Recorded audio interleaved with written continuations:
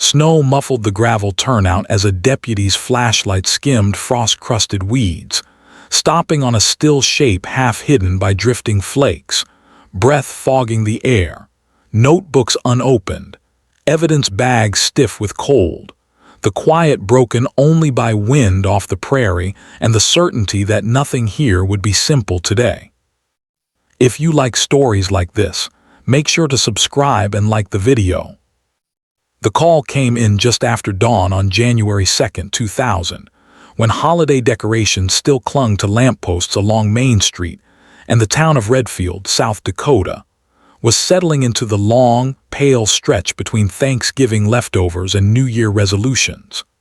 The victim was identified within hours as Emily Larson, 22 years old, a nursing student home for winter break, last seen driving back from a late shift at a care facility on the edge of town.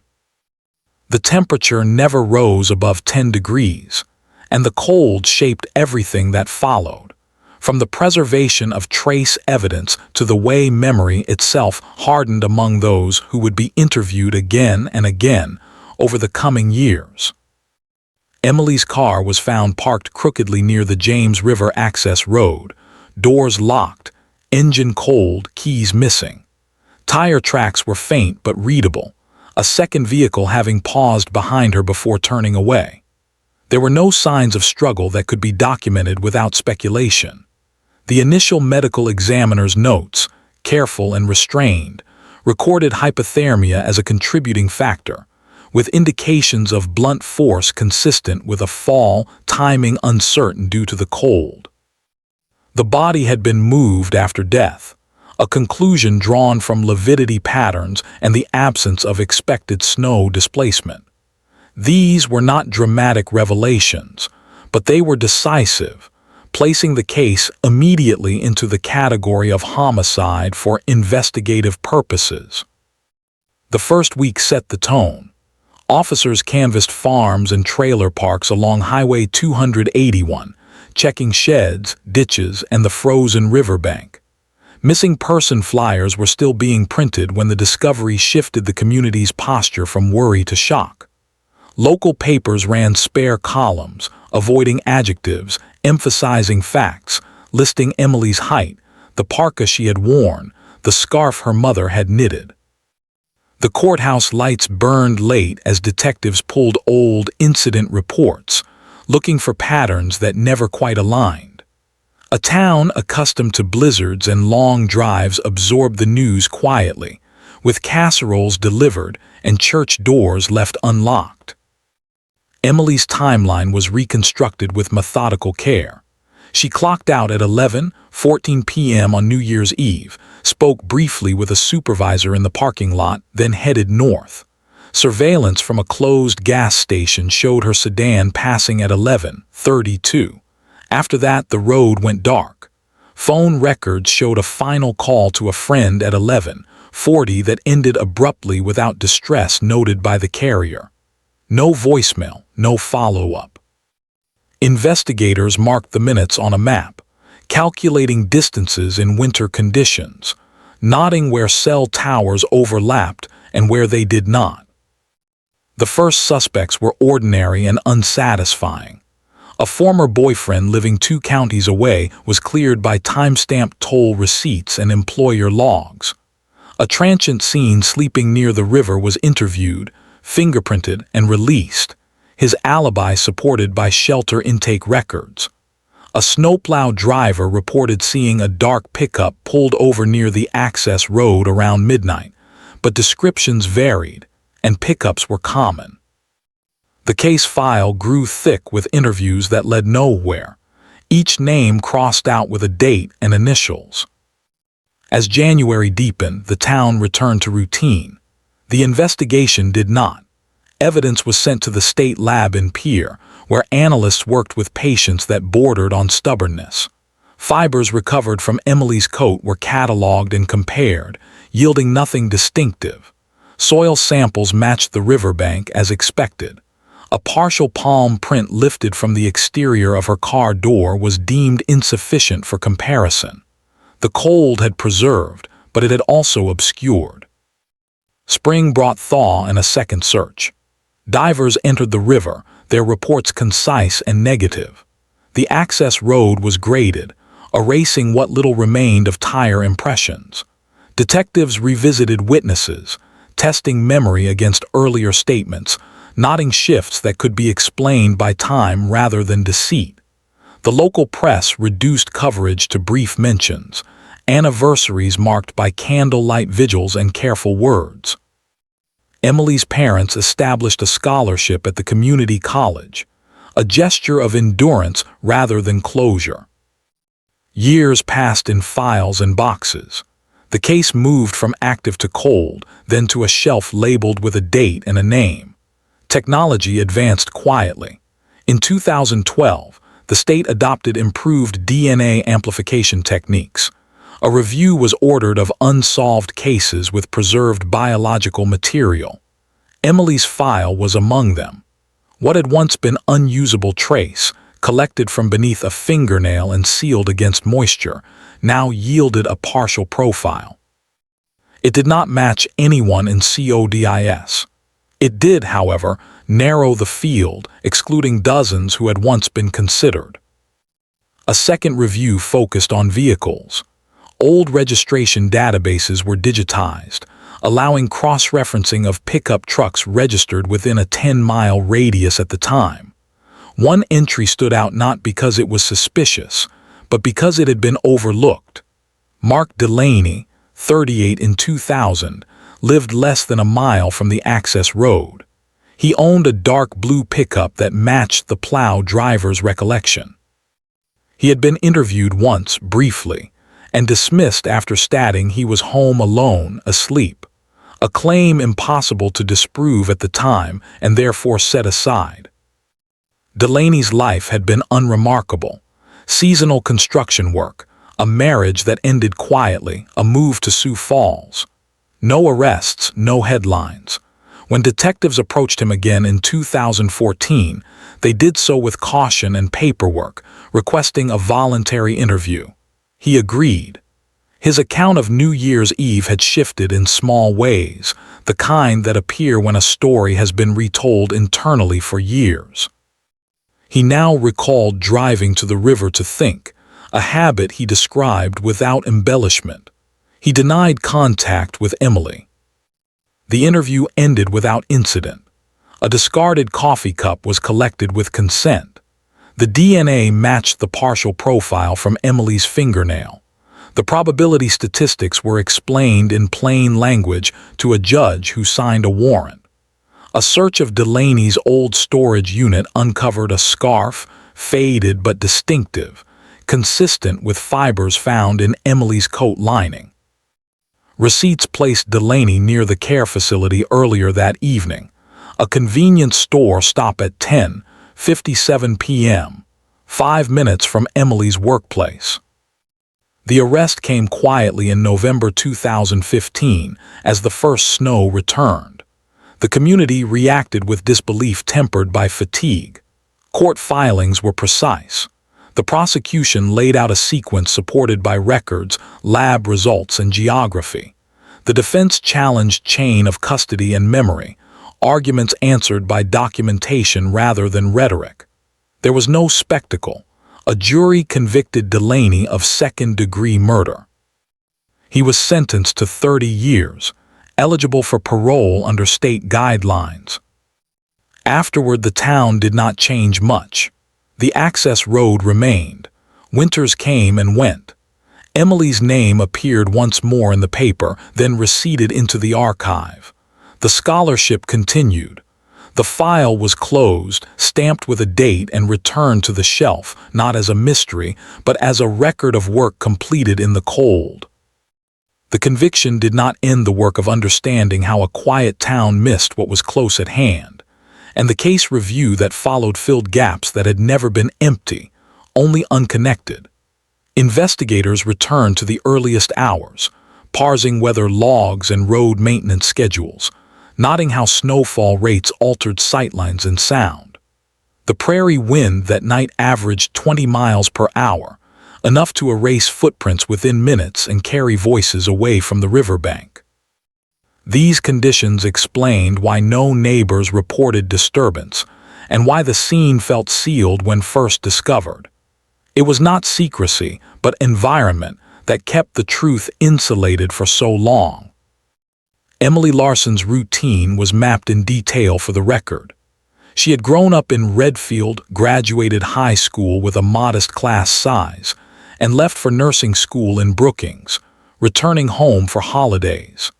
Thanksgiving had been spent volunteering at the care facility where she worked part-time, a fact noted not for sentiment, but for its relevance to her familiarity with late hours and winter driving. On New Year's Eve, she chose to work rather than attend gatherings, a decision that placed her on the road during the brief window when celebration gave way to exhaustion. Her car maintenance records showed new all-weather tires installed in November, contradicting early theories of a simple accident. Her phone usage pattern indicated caution, not distraction. The forensic review expanded beyond the headline evidence. The medical examiner's supplemental report, issued years later, clarified earlier ambiguity. Microabrasions on Emily's palms suggested contact with frozen gravel, consistent with a fall after exiting a vehicle. Bruising patterns aligned with a single impact rather than repeated blows. The absence of defensive wounds supported the conclusion that any confrontation was brief and unanticipated. Toxicology was negative, ruling out impairment. These findings were not dramatic, but they were precise, and precision mattered when reconstructing minutes lost to cold and darkness. Mark Delaney's movements were reconstructed with similar restraint. Financial records showed a pattern of late-night drives during periods of stress, corroborated by acquaintances interviewed after the arrest. He favored the river access road for its isolation, a fact he had volunteered without understanding its weight. His pickup's maintenance logs showed winter tires installed that December, matching the tread pattern measured from preserved photographs of the scene. The original impressions were gone, but the measurements remained in the file, a quiet testament to thoroughness that paid dividends years later. Witness interviews were re-examined for consistency rather than drama. The snowplow driver's account, once discounted for vagueness, gained clarity when matched to plow route timestamps. He had passed the access road at 12:06 a.m., noting the pickup pulled over with hazard lights briefly flashing. This detail, recorded but unappreciated at the time, aligned with Delaney's later admission of stopping to think. A nearby farmer recalled hearing an engine idle and then accelerate, a memory that had seemed too ordinary to matter until placed on a synchronized timeline. The legal process unfolded with an emphasis on documentation. Chain of custody logs were presented to the jury without flourish, each transfer initialed and dated, temperatures recorded for storage units to explain preservation. The DNA analyst explained partial profiles in terms accessible to laypeople, emphasizing exclusion as much as inclusion. Statistical likelihoods were framed conservatively, avoiding overstatement. The defense's challenges focused on elapsed time and potential contamination, arguments countered by redundant safeguards and independent verification. Media coverage remained subdued. Local reporters avoided speculation, publishing long-form summaries that mirrored court filings. National outlets showed little interest, a fact that reduced pressure and allowed proceedings to remain procedural. For an older audience accustomed to patience and paper trails, the story resonated not as spectacle, but as an example of persistence rewarded by method.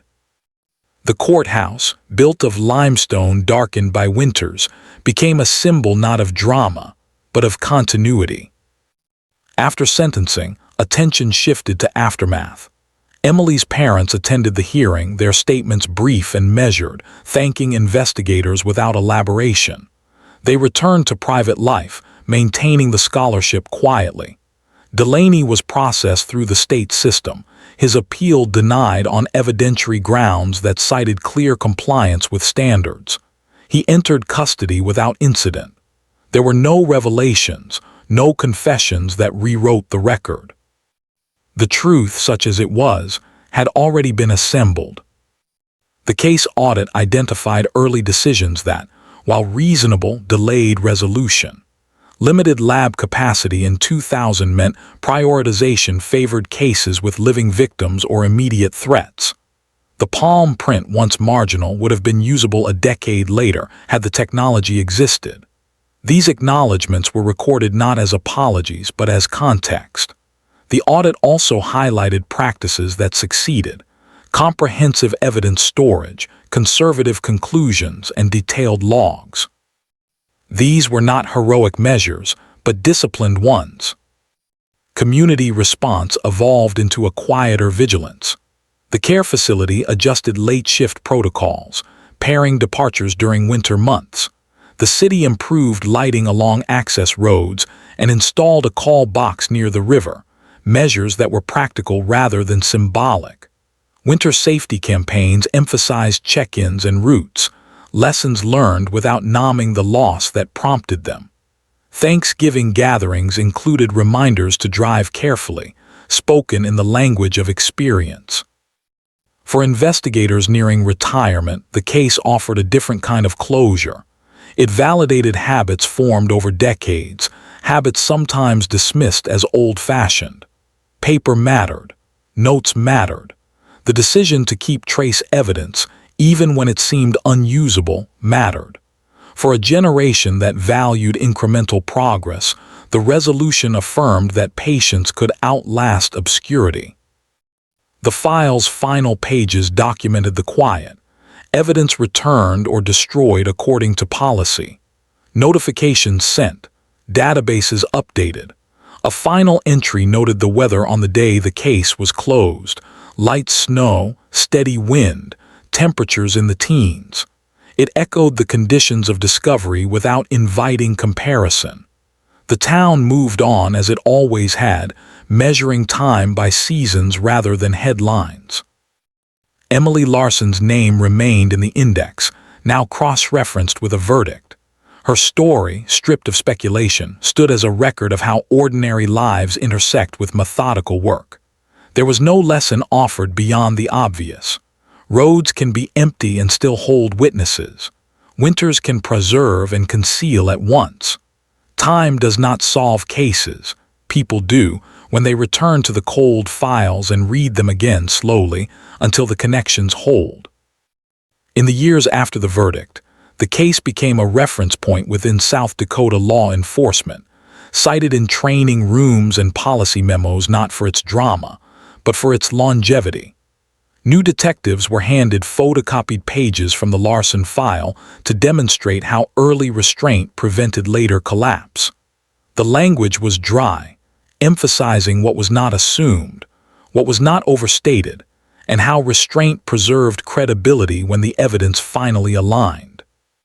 For an audience shaped by decades of watching institutions erode and rebuild, the lesson carried weight. The town of Redfield aged as the case aged. Storefronts changed hands. A hardware store closed after 70 winters. The cafe where investigators once warmed their hands after river searches replaced its booths. Yet the access road remained unchanged. Gravel graded each spring, snow pushed aside each winter. Residents still drove past it without thinking, except on anniversaries, when memory briefly surfaced like breath in cold air. The place did not become a landmark. It stayed ordinary, which was its own kind of truth. Emily Larson's academic records were entered into evidence during sentencing, not to elicit sympathy, but to establish trajectory. She had planned to specialize in geriatric nursing, a detail that contextualized her work schedule and explained why she accepted late shifts others declined. Her instructors submitted letters describing reliability rather than brilliance. The portrait was consistent and unadorned. In a system wary of sentiment, this mattered.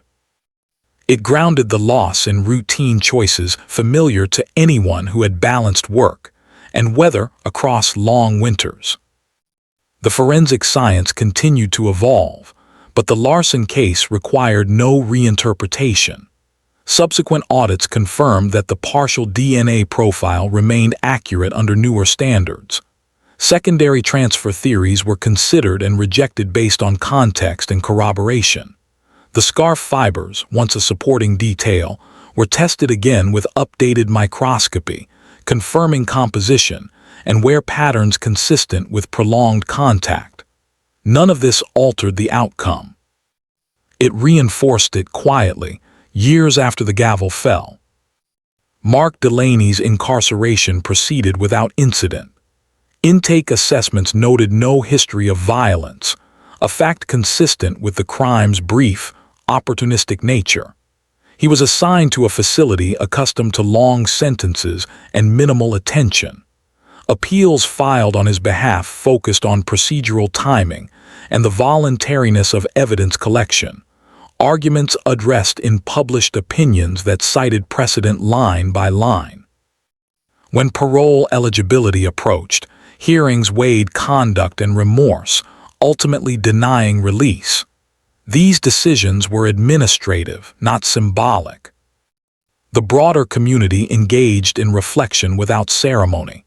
At Thanksgiving, families discussed road conditions and curfews with grandchildren. At New Year gatherings, designated drivers were assigned earlier, not as a reaction to fear, but as habit reinforced. Snowstorms were tracked with the same vigilance as always. The town's resilience was not performative. It was embedded in routines refined over generations.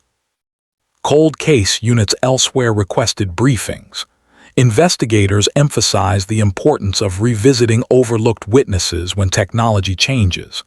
They spoke about the snowplow driver's note, how a single line gained meaning when aligned with new data.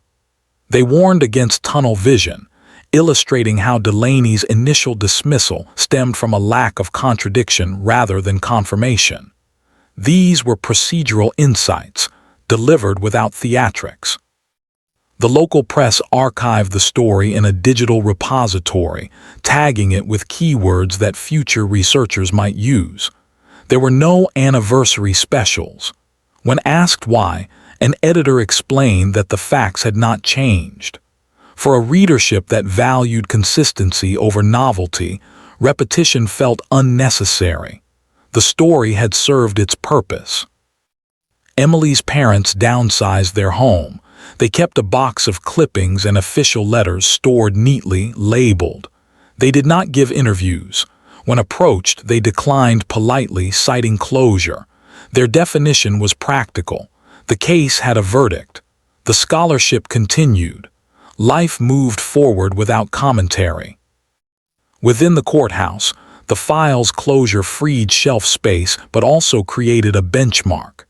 It was referenced during debates about evidence retention policies, arguing against premature destruction.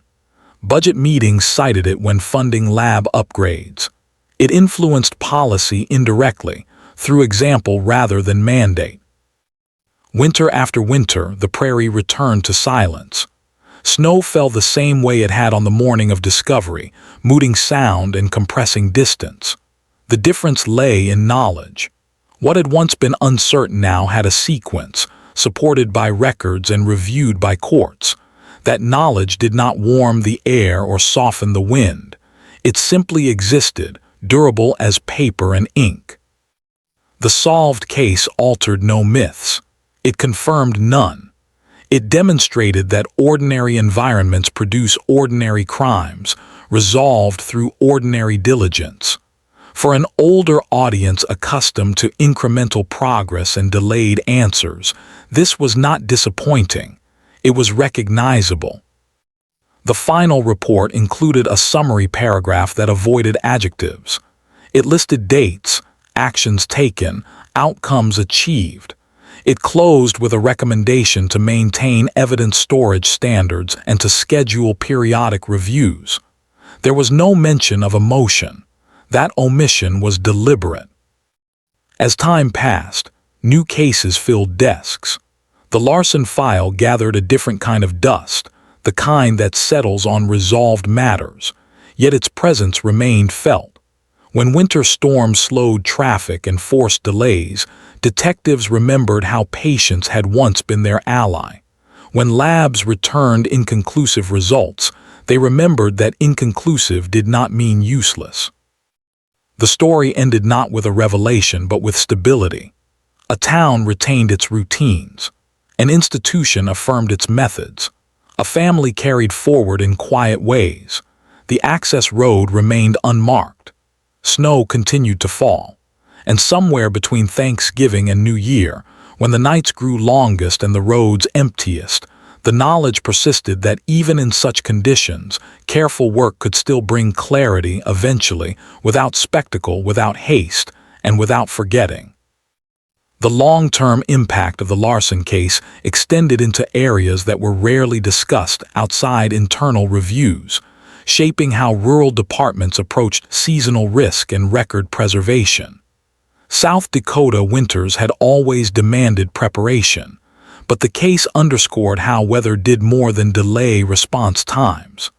It altered memory, erased transient evidence, and imposed urgency without spectacle. Training manuals were updated to include explicit guidance on documenting environmental conditions, not as background, but as variables that could later explain absence as much as presence. County archives preserved more than police records. Newspaper morgues, radio logs, and even snowplow maintenance schedules were digitized with greater care. The Larson investigation demonstrated that peripheral records could gain central importance decades later. A single timestamp from a plow route, once peripheral, became connective tissue between witness recollection and physical movement. This realization influenced funding priorities, redirecting modest sums toward preservation rather than expansion. Emily Larson's case also reframed how missing adult investigations were initiated during holidays. Thanksgiving and New Year periods were identified as high-risk windows not because of increased violence, but because routine deviations went unnoticed. People traveled, schedules shifted, and absences were rationalized as celebration or weather delays. Protocols were adjusted so that delayed check-ins during these periods triggered earlier documentation, even if no immediate action followed. Paper trails began sooner, which later mattered. The investigation's longevity highlighted the importance of generational continuity within departments. Detectives who opened the file in 2000 were nearing retirement by the time it was solved. Their notes, written in pen and preserved without compression, conveyed nuance that standardized digital forms often lacked. Younger investigators learned to read these notes not as artifacts, but as conversations across time. Marginalia, underlining, and cautious phrasing revealed what had been considered and consciously set aside. Community trust remained stable throughout the process, a fact attributed to the absence of sensational claims. Authorities resisted the urge to reassure prematurely or to imply certainty where none existed. For residents who had lived through decades of agricultural downturns and weather disasters, this restraint was familiar. It mirrored the way forecasts were delivered and harvests assessed. The truth emerged slowly, and the town understood that pace. The case also prompted discussion about solitude and isolation in rural settings. Emily Larson had been alone on a road where solitude was ordinary. Mark Delaney had sought isolation deliberately, assuming it granted privacy. The intersection of these choices was not framed as fate, but as circumstance. Safety initiatives that followed focused on communication rather than surveillance, encouraging check-ins and shared departures without invoking fear. Legal scholars later cited the Larson verdict in discussions about cold case prosecution standards. The ruling reinforced that elapsed time did not diminish evidentiary value when preservation was documented. It also clarified expectations for juries, emphasizing narrative coherence grounded in records rather than reconstructed emotion. For older jurors, accustomed to weighing ledgers and contracts, this approach resonated. The sentencing phase included a review of victim impact that remained measured. Statements focused on absence rather than anguish, on routines interrupted rather than lives destroyed.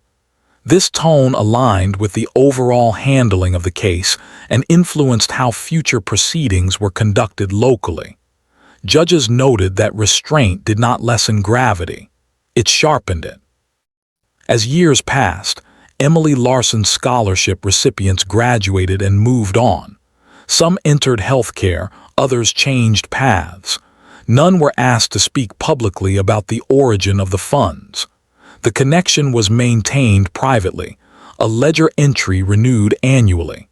This continuity reflected the family's preference for function over display. Mark Delaney's name faded from local conversation. He became an entry in state records, his identity reduced to numbers and dates. This was not erasure but consequence.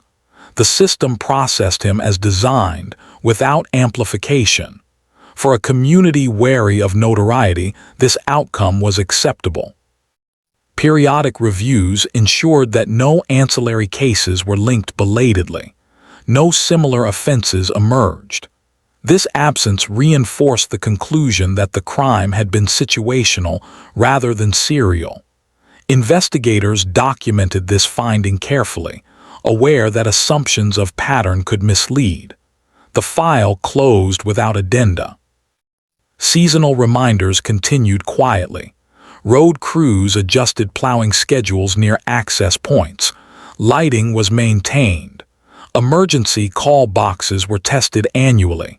These measures blended into infrastructure, unnoticed unless needed. They were not memorials, they were responses. The Larson case eventually entered a different category of memory, referenced less for its tragedy than for its resolution.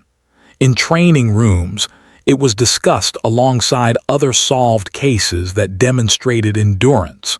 The emphasis remained on process. No one spoke of luck.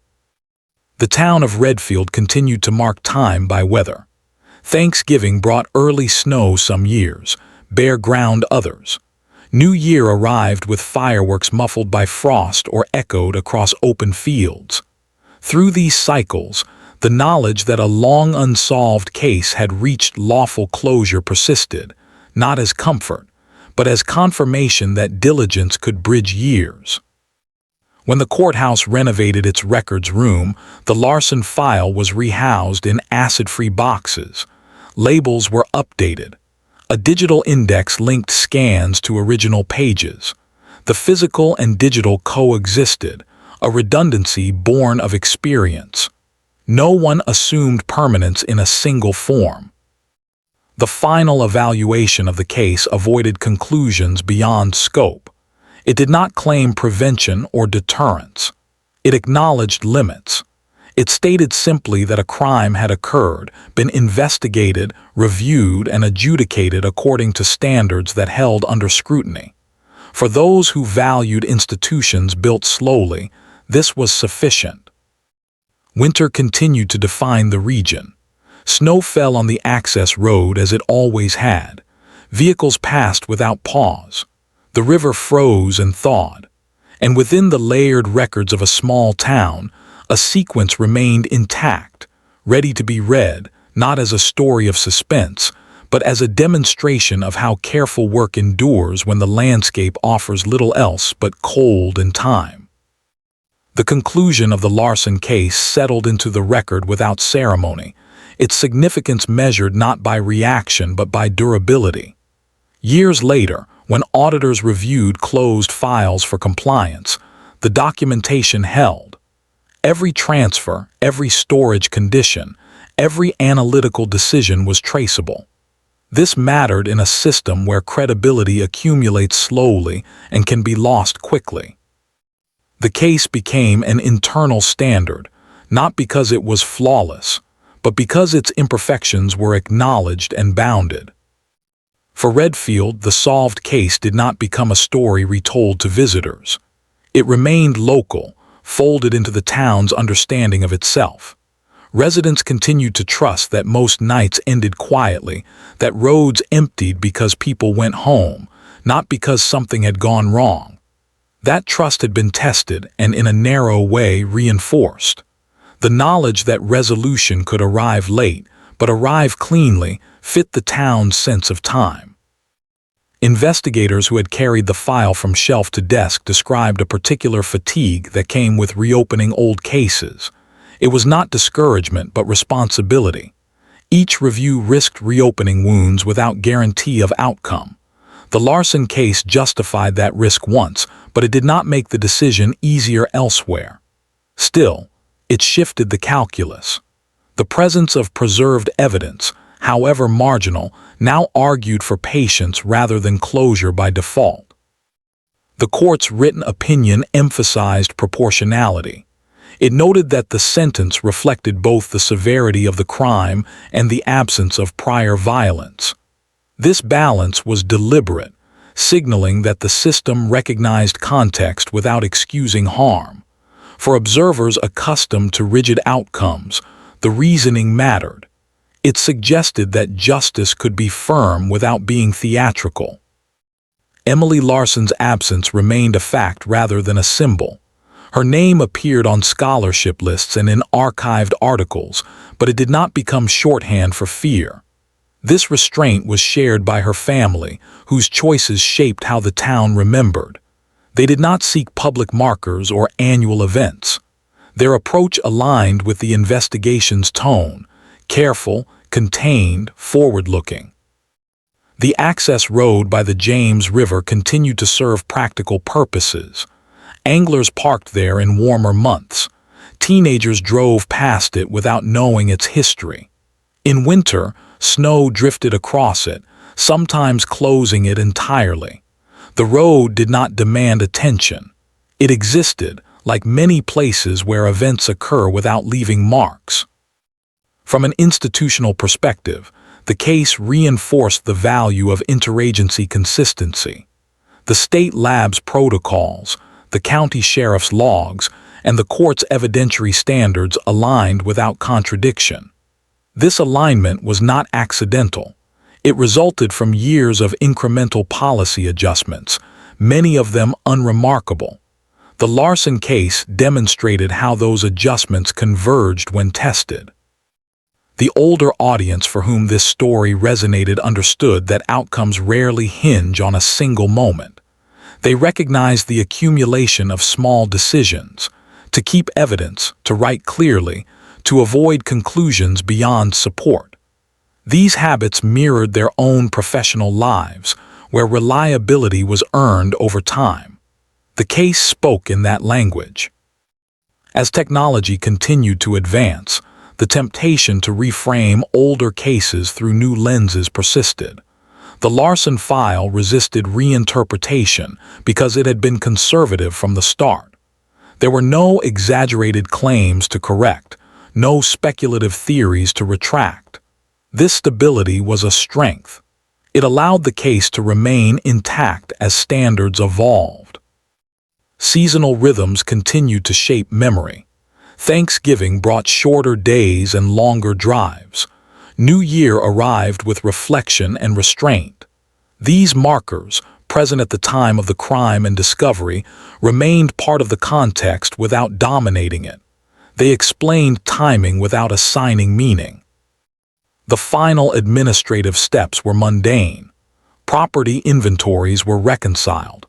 Notifications were sent to national databases confirming disposition. Training materials were updated to reference the case by number rather than name, an internal convention that signaled completion. The file's physical weight diminished as pages were scanned, but its informational weight remained. In quiet moments, some investigators revisited the case privately, not to question the outcome but to understand their own persistence.